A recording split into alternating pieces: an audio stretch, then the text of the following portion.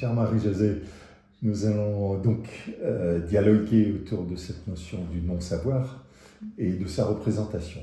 Je crois que ça tourne très fortement autour d'une des points très forts de ta pensée sur la représentation, l'icône, ce que l'on peut représenter, ce que certains ne veulent pas représenter.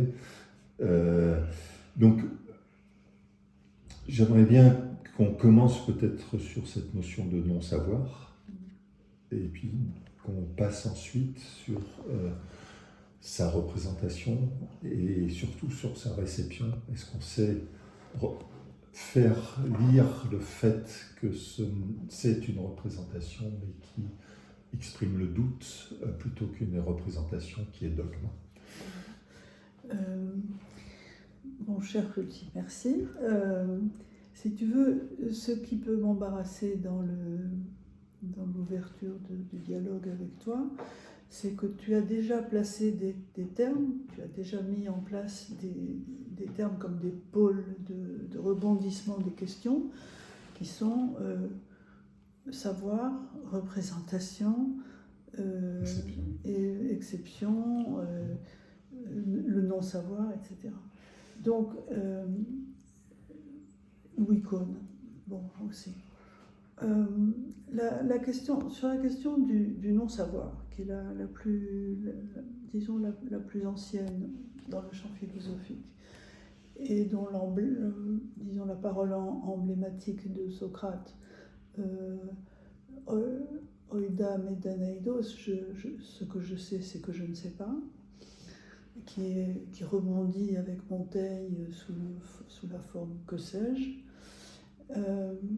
et qui fait du savoir un lieu à la fois de pouvoir, un lieu de connaissance, un lieu d'explication, un lieu donc de rationalisation de ce que l'on voit par rapport à ce qu'on en dit, les rapports du langage à l'expérience du monde, et comment le rapport du langage à l'expérience qu'on a du monde est un rapport de connaissance, d'explication, d'éclaircissement et finalement de pouvoir sur le monde. La question de la représentation vient se greffer là-dessus, mais sur plusieurs versants qui, bien qu'il n'y ait qu'un mot, en fait, recouvrent des réalités très différentes. On peut appeler représenter le fait de figurer, de faire voir quelque chose qui jusque-là soit n'était pas vu, soit n'était que perçu, mais pas encore devenu image. Donc que la représentation serait une figuration, soit, voire même l'image de ce que l'on veut montrer, après quoi s'articulerait de savoir si cette image met en place ou constitue un savoir sur la chose que l'on a figurée, ou n'en est finalement que la reproduction passive, un point de vue tout à fait partiel, qui ne peut en soi-même ne jamais constituer un savoir. C'est ce qui engendre d'ailleurs les rêves de puissance de l'abstraction, la construction des concepts, la construction des règles conceptuelles, la logique, la rationalisation des choses, qui fait qu'on peut représenter le monde sans nécessairement que ma représentation ressemble à l'objet qu'il explique. C'est évident qu'une théorie ne ressemble pas à ce qu'elle explique, mais qu'en même temps, elle explique une expérience que l'on fait du monde, une expérience que l'on pourrait faire du monde et un pouvoir qu'on aurait sur lui. Donc c'est très complexe. Moi, ce qui m'intéresse dans ton projet, c'est non pas d'entrer dans les arcanes philosophiques de la question de la représentation, en plus parce qu'on va avoir les mots en anglais, encore ça c'est pas grave, la philosophie anglaise, on arrive à peu près à s'y retrouver. Et si on entre dans la question de la représentation dans la philosophie allemande, là, alors on rentre vraiment, je dirais, dans la philosophie des professionnels de la profession, ce que tu ne souhaites pas, et moi non plus, ça va, on a fait nos études et on n'a pas plus de compte à rendre à des maîtres. Donc restons, si tu veux bien, sur ce champ problématique et passionnant que tu soulèves, qui est le statut, la forme du non. Qu'est-ce que c'est que le non-savoir, sa définition, son statut, sa légitimité, sa cohérence, sa consistance et son partage. Donc ce sont vraiment des... Voilà. Il est évident qu'une démarche comme celle qu'a eue Jacques Rancière dans son petit livre remarquable qui s'appelle « Le maître ignorant », riche de toute la tradition philosophique justement entre savoir, explication, rationalisation et puissance du langage, et le fait que la connaissance est un geste essentiellement de savant puis de pédagogue dans la transmission de ce savoir. Rancière rompt avec cela, et je trouve qu'en ce sens, son travail mérite de prendre sa place dans ton interrogation. Un maître ignorant, qu'est-ce que c'est dans ce qu'il raconte? C'est l'expérience qu'il a trouvée, dont il a trouvé le témoignage, d'un maître qui, voulant apprendre à lire et à comprendre un texte en français à un public, je crois, qui était néerlandophone à l'époque, enfin en tous les cas du flamand ou des choses comme ça, leur a donné le Télémaque de Fénelon, débrouillez-vous. Voilà. Et ce maître, non pas, qui n'était pas ignorant, mais qui fait mine d'ignorer, de ne pas être l'agent d'une transmission savante d'un savoir de la langue, confie un texte à des jeunes gens, et au bout d'un certain temps, ils découvrent qu'ils ont compris le texte, voilà, dans la langue qu'ils ne connaissaient pas. Donc, je ne rentre pas dans le détail du récit, le petit livre est suffisamment répandu pour qu'on voit de quoi il s'agit, mais je crois que cette thèse, ou cette hypothèse du maître ignorant n'est pas qu'une hypothèse, mais devient même, je dirais, la base d'une pensée politique de Rancière sur le partage égal de l'intelligence par tous. C'est-à-dire que la question du non-savoir doit être détachée du problème du pouvoir, de telle sorte que il ne s'agit pas de distinguer ceux qui savent de ceux qui ne savent pas, mais de voir par quel chemin tous à égalité parviennent à la compréhension du monde, d'une langue, du monde, d'un phénomène, par des voies qui sont les leurs et qui sont riches de leur biographie, de leur expérience et de toutes les expériences qu'ils ont fait du monde, et qui font que ce partage ne relève beaucoup plus d'un registre de l'autorité que d'un pouvoir. Alors je m'explique là-dessus. Si cette puissance du non-savoir, cette indétermination, je dirais, d'ouverture face à un monde que l'on ne comprend pas ou que l'on voudrait comprendre, que cette indétermination, que tu appelles toi aussi, mettons, une incertitude, un doute, appelons-la même une ignorance, la question de l'ignorance, différents avec leur histoire, qui, à égalité d'intelligence, vont emprunter des chemins qui leur ressemblent et leurs propres ressources, à leur métier, à leur aventure, à leur rapport à la langue, à leurs amours, à leur goût, à leur curiosité, pour partager un monde, justement pour constituer des savoirs et des expériences extrêmement différentes, une diversification totale de ce qu'il y a à voir et à comprendre, et qui font que le savoir proprement dit au sens universitaire ou savant n'est qu'une des figures possibles de l'explication du monde, mais qu'il y a bien d'autres figures d'accès au monde et d'éclaircissement du rapport au monde et du partage de ce monde que celui qui serait proposé uniquement par ceux qui ont les privilèges de savoir, ceux qui ont les instruments pour le construire et ceux qui ont le pouvoir pour l'imposer. Donc, il ne s'agit pas de faire de l'ignorance, enfin de faire une espèce d'utopie de l'ignorance qui serait une sorte d'irénisme paradisiaque et originaire, hein,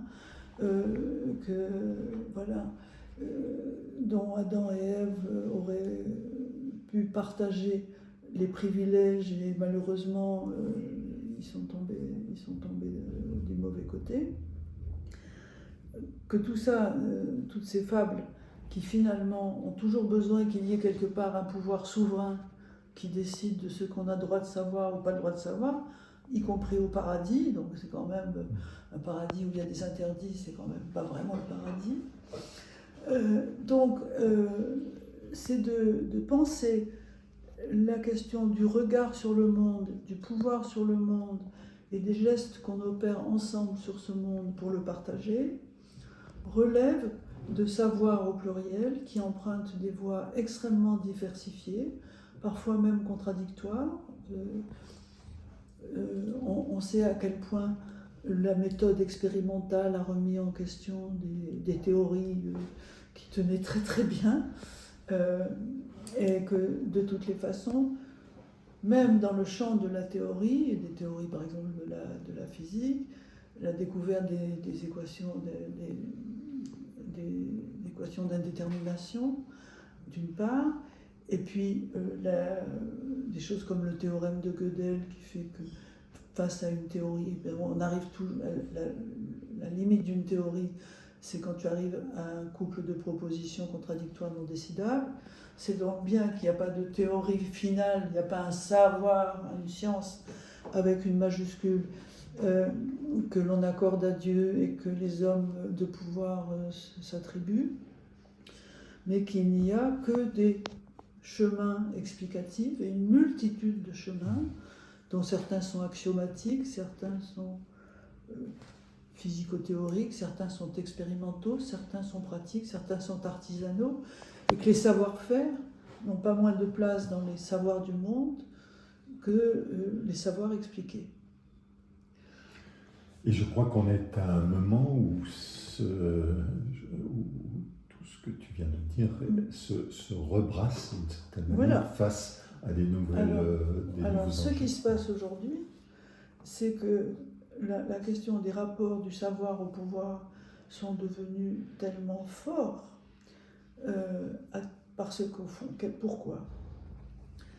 C'est que les instruments, la voie électronique et informatique a créé des bases de données et l'exploitation de bases de données qui ont donné lieu à des plateformes. Ces plateformes à la propriété, à des circonscriptions dans les plateformes et donc à des propriétés, à des champs possédés, monopolisés à travers ces plateformes, que finalement ce sont les maîtres à la fois des machines informatiques, des bases de données et des créations de plateformes qui vont être à la fois numériques mais financièrement exploitées financièrement, qui font que le problème du non-savoir va tout d'un coup s'affronter pour la première fois clairement, parce qu'au fond ça a été dès le début,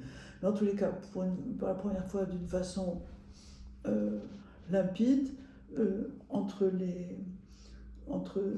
ceux qui sont riches, entre ceux qui possèdent, non c'est pas ceux qui savent, ceux qui possèdent les moyens de savoir et qui pensent que le savoir que ceux qui possèdent permet de savoir. Et alors je vois les débats qu'il y a maintenant sur l'intelligence artificielle, c'est très symptomatique. Au lieu de considérer qu'on a affaire à un outil de plus dont on pourrait parfaitement contrôler les usages et comprendre les richesses et les limites, il y a un discours vertigineux, totalement vertigineux, qui se répand et qu'on répand, la communication répand de plus en plus, à savoir que ceux qui ne sauront que les machines vont éliminer l'humanité. Et on oublie que c'est les possesseurs des machines qui éliminent ceux qui ne possèdent pas les machines. C'est ça la vérité de l'histoire. Voilà. Et que donc, ça sera toujours l'impérialisme des plateformes et que l'intelligence artificielle, tant qu'elle sera dans les mains des plus riches, des plus forts et de l'impérialisme financier, évidemment, tout sera mis en place au niveau de la communication pour convaincre ceux qui n'ont pas accès à ces machines, mais dont les données sont entrées dans les machines, qu'ils sont tout d'un coup dénudés de tout pouvoir. Puisqu'ils n'ont pas la machine, alors c'est qu'ils sont dans l'impuissance. Voilà. Donc il y a tout un travail à faire qui n'est pas tant, je dirais, de donner à la formule non-savoir une définition limitée, mais au contraire, sa définition la plus forte, à savoir, si je me permets, que là où se mobilise et se monopolise le pouvoir et la propriété de tous les savoirs, de toutes les prévisions et de tous les pouvoirs, c'est rien par rapport à la puissance d'ouverture, le potentiel de ceux qui, sans ces machines, continuent d'avoir la capacité d'agir, d'accroître leurs connaissances et d'inventer. C'est-à-dire que c'est très drôle parce que, comme moi, tu as dû entendre les discours vertigineux sur, vous vous rendez compte, l'intelligence artificielle peut faire des poèmes qui ressemblent à ceux de Rimbaud ou de Lamartine. Oui.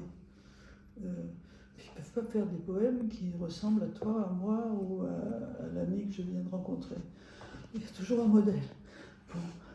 Le fait qu'effectivement, quand on a les bases de données de toute une œuvre, on puisse en imaginer statistiquement les variables et les variations, c'est pas nouveau. Je veux dire, Leibniz y avait pensé. À partir du moment où il y a une combinatoire, voilà. Hein, mais si même je réduis Van Gogh à une combinatoire, on va dire, ah oui, on va pouvoir faire un faux Van Gogh. Oui, mais on ne peut pas faire encore un faux de ce qui n'a pas encore existé.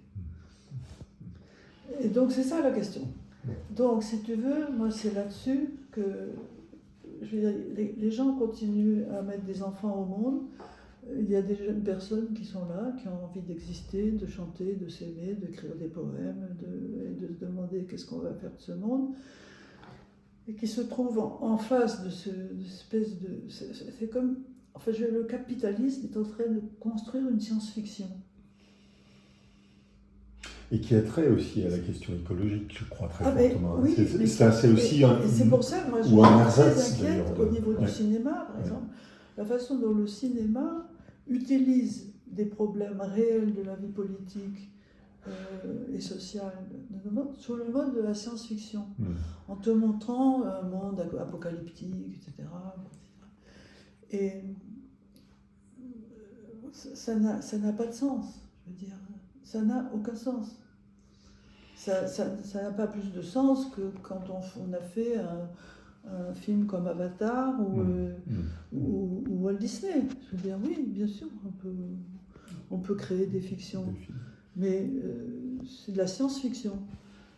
Et là, pour moi, l'intelligence artificielle, ça ne me fait pas courir de toutes mes forces dans un autre sens, en me disant que désormais, je ne pourrais plus faire un poème sans qu'il puisse être aussi écrit par une machine. Peut être écrit par la machine que si j'envoie les données à la machine. Ça, il n'y a pas de mystère. Oui. Directement ou indirectement. Voilà. Le nouveau, c'est que ça peut se faire indirectement. C'est que ça qui est nouveau, en fait. Hein. Voilà. Oui. Donc, voilà. Donc, si tu veux, tu vois, je ne me suis pas servi de cette question de la représentation pour parler de ça. Je préférerais commencer comme ça. Parce que... Si nous devons nous représenter un monde qui ne soit pas réduit au déploiement cinématographique ou verbal ou technologique d'un monde complètement robotisé, mécanisé, etc.